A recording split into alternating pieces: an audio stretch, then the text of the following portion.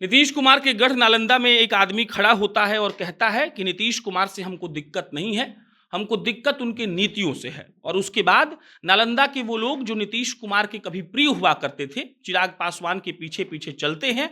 आह चिराग वाह चिराग का नारा लगता है और चिराग पासवान उन्हीं के गढ़ गढ़ में घुसकर इस बात का संदेश देते हैं कि भाई साहब अब हम आ गए हैं और आपका विरोध हमेशा करते रहेंगे। बाकी चिराग जी के पास अपन बैठे हैं और चिराग जी बताएंगे मुख्यमंत्री के घर में घुसकर 20,000 लोगों को बुलाकर चुनाव कोई नहीं है तब और एक नौजवान ये कर पाया तो कैसे कर पाया? भाई ये वही चिराग मॉडल है जिसका ज़िक्र मुख्यमंत्री नीतीश कुमार जी की पार्टी के राष्ट्रीय अध्यक्ष करते हैं। मैं बार-बार इस बात को मैं कहता हूँ कि जिस चिराग मॉडल का वो लोग ज़िक्र करते हैं वो जन भावनाओं का प्रतिबिंब है। वो जन भावनाओं का प्रतीक है। आज की तारीख में बिहारी क्या सोच रहा है या बिहारी क्या चाह रहा है, ये मुख्यमंत्री नीतीश कुमार जी या सत्ताधारी लोगों को इसकी जानकारी ही नहीं है। ये लोग पता नहीं कहाँ रामचरितमानस और कहाँ दुनिया भर की बातें उठाकर ये लोग बवाल मचा रहे हैं, जबकि आज की तारीख में बिहार की जनता के अपने अलग ज्वलंत विषय हैं, जिसके बारे में कोई चर्चा नहीं कर रहा। और जब चिराग पासवान चर्चा करता है, तो लोग अपनी झलक चिराग पासवान में पाते हैं। और परिणाम स्वरूप भाई सही कहा आपने, आज की तारीख में कहीं कोई चुनाव नहीं है, सर पर कुछ नहीं है, पर अगर तब भी उसके बावजूद मुख्यमंत्री जी के गृह जिले में अगर इतने लोग आ रहे हैं और उस उत्साह के साथ आ रहे हैं, ऐसा नहीं है कि भैया वो बुलाई हुई भीड़ आए हैं, खामोशी से बैठे हैं।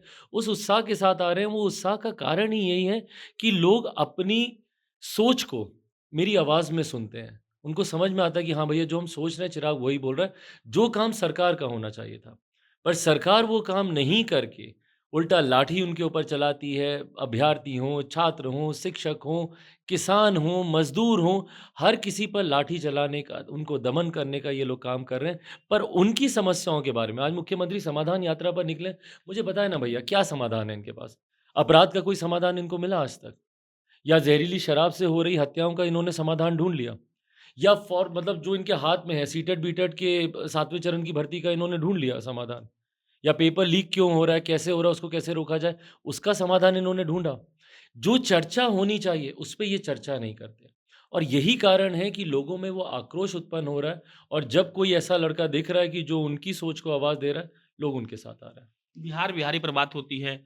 आईजी विकास बहल वाला मामला सुना होगा आपने। बिहारी कहकर कोई गाली दे दे रहा है, एक के पाठक साहब है उनका वीडियो वायरल हो जा रहा है और हम लोग बात कर रहे हैं बिहारी अस्मिता की। बिल्कुल। और उसके बाद मुख्यमंत्री भई खामोश हमेशा की तरह रह जाते हैं। और उनसे कोई पूछेगा तो उनका जो जवाब होता है, अच्छा हमको तो मालूम ही नहीं, हमको तो मालूम ही नहीं, हम जानते नहीं, हम पता कर लेंगे, हम पूछ लेंगे। भई आपने पिछले 2 दशक में बिहार या बिहारियों की छवि अंतर्राष्ट्रीय भूल जाइए, राष्ट्रीय स्तर पर ही बेहतर हो, उसके लिए आपने क्या किया? बताएँ ना मुझे मुख्यमंत्री। आज जब मैं बोलता हूँ और मैं बार-बार मैं इस बात को मैं दोहराता हूँ, मेरे कौन-सी मेरी ज़मीन हथिया के बैठे हैं भैया कि हमको उनसे कोई व्यक्तिगत द्वेष होगा। पर मैं उनकी नीति का मैं विरोध करता हूँ और मैं करता रहूँगा भैया, क्योंकि इनकी नीति की वजह से ही आज बिहार, बिहारियों की ये हालत हुई है। आप मुख्यमंत्री जब 2005 में बने थे, उस वक़्त आपने कहा था कि मेरा सपना है कि बिहार से जो पलायन करके गए हुए बिहारी हैं, उन सबको मैं वापस अपने प्रदेश में लेके आऊँ। जो मुख्यमंत्री 20 साल में अपने ही सपने को पूरा नहीं कर पाए, वो दूसरे के सपने को क्या पूरा करेंगे?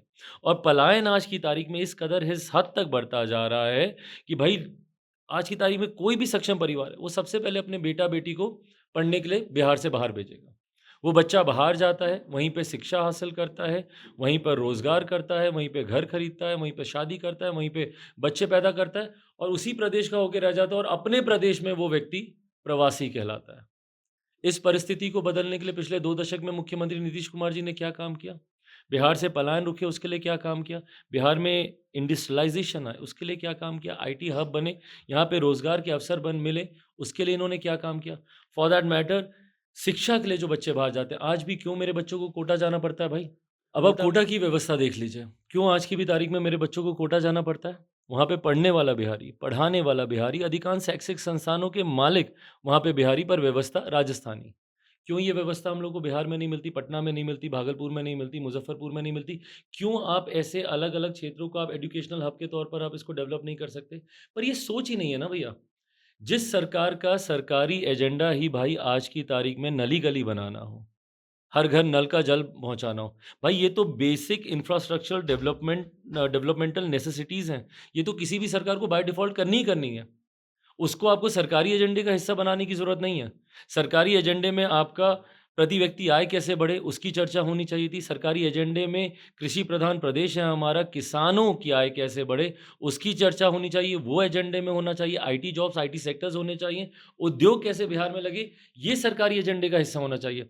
एजुकेशनल हब प्रदेश कैसे बने ये सरकारी एजेंडे में होना चाहिए, पर ये तमाम बातें उसमें होती ही नहीं है। और इसीलिए मैं बोलता हूँ भैया मेरे मुख्यमंत्री के पास आज आप उनसे जाके पूछ लीजिए ना कि बताइए अगले 5 साल में बिहार एक विकसित राज्य बने, उसके लिए क्या विज़न है उनके पास? और वो विज़न नहीं है, यही कारण है कि बिहारी दूसरे प्रदेशों में जाते हैं और भाई वहाँ पर उनको अपमानित किया जाता है, उन्हें पीटा जाता है। मैं कितने छात्रों से मिला हूँ जो बताते नहीं हैं कॉलेजेस में कि वो बिहार से हैं। ये है बिहारी अस्मिता की बात। मैंने आज अगर अपने हर सोशल मीडिया प्लेटफ़ॉर्म पर अगर मैंने युवा बिहारी, ये बिहारी शब्द अगर मैंने डाला है, तो सिर्फ़ इसलिए डाला है क्योंकि शब्द को गाली बना दिया गया है भई। आप दूसरे राज्यों में जाइए, कोई नहीं बोलेगा कि भाई तुम दलित हो, तुम अपर कास्ट हो या तुम पिछड़ा वर्ग से आते हो या तुम अति पिछड़ा वर्ग से आते हो। ए बिहारी बोल के 2 लाठी मारेगा। एक दिल्ली वाले लड़के को पकड़ेगा, एक बिहार वाले लड़के को पकड़ेगा, दिल्ली वाले को 1 दिन में छोड़ेगा, बिहार वाले को 4 दिन जेल में रखेगा।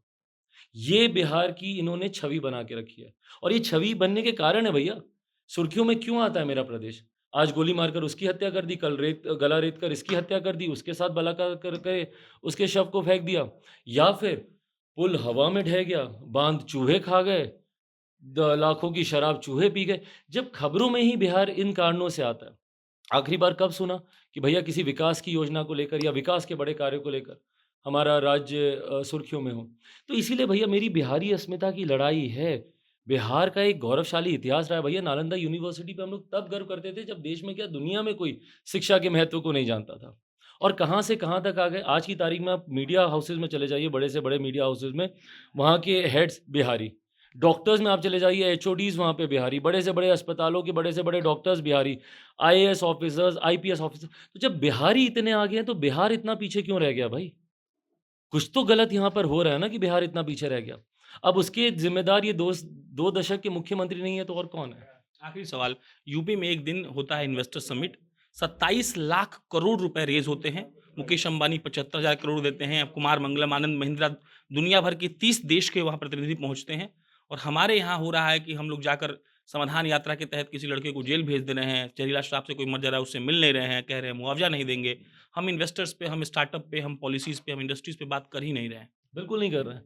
आखिरी बार मेरे मुख्यमंत्री ने कब इन्वेस्टर समिट बुलाया था, ये किसी को नहीं जानकारी में होगा।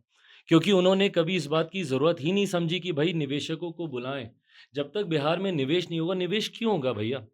बिहार में आपके पास सिंगल विंडो क्लीयरेंसेस नहीं है, ईज़ ऑफ बिज़नेस नहीं है, least of all sense of security नहीं है।